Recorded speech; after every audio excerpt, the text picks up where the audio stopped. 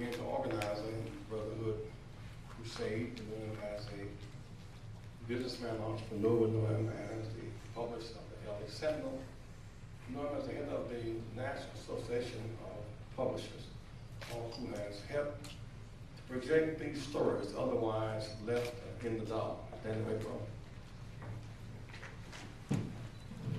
Thank you very much, Reverend.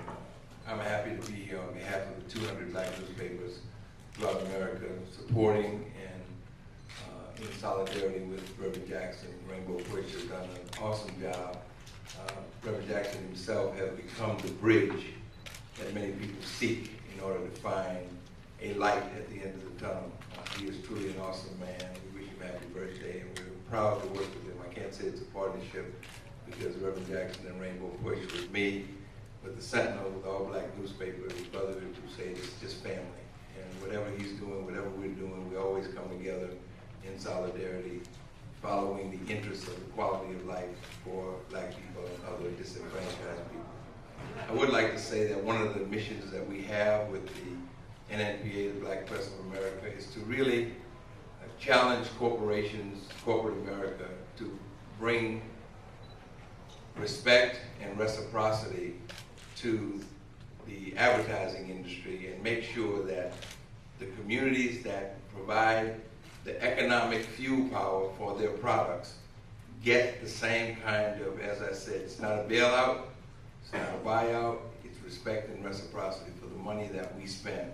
We provide fuel for our leadership, whether it's business, whether it's ecumenical, no matter who it is. The black press is the foundation for black America, for the story to be told, for the truth to be told, and the trust that we have among our communities are unparalleled and unquestionable. Thank you very much, Reverend Jackson, for always being there for us and being there for our community.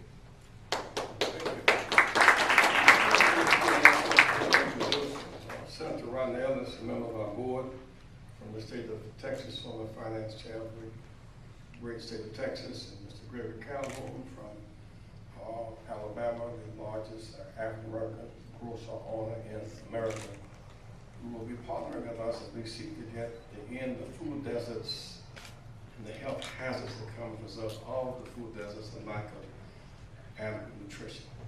A few questions, and I might add you are free to cover the rest of the event as other honorees come and other special guests, Chris Tucker, Maxine Wallace, and others of them. Yes, sir. Can you just tell us a little bit about the education fund and what the genesis of that was? The genesis was so many able-minded children without the resources to take the next step. They graduate with their dream deferred graduation. For them, there's no light at the end of the tunnel. Why are we so successful in football, basketball, golf, tennis, track? It's hard to be a world-class football player, to be among the best of the best, or baseball or basketball. We succeeded at that because whenever the playing field is even, the rules are public and the goals are clear and the referee is fair, we can make it. Beyond the ball field, the field is not even.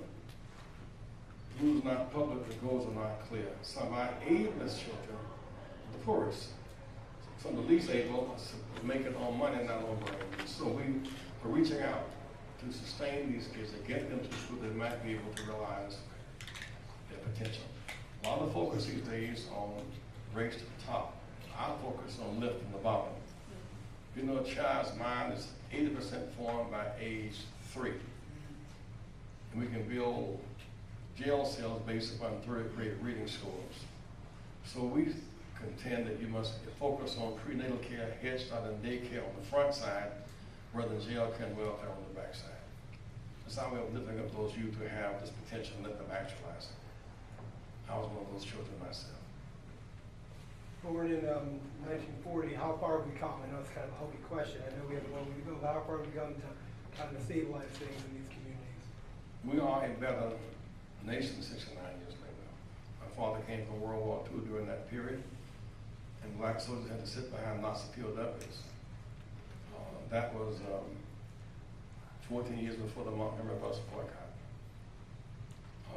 During that season, we marched in Washington, but from Texas across to Florida, up to Maryland, we couldn't use a single public toilet. Part-time was a law of our country, we've overcome that. We had to pay taxes, but didn't have the right to vote. And in these 54 years from the end of public Jim Crow to the right to vote, we got the right to vote, but only blacks couldn't vote, white women couldn't serve on juries.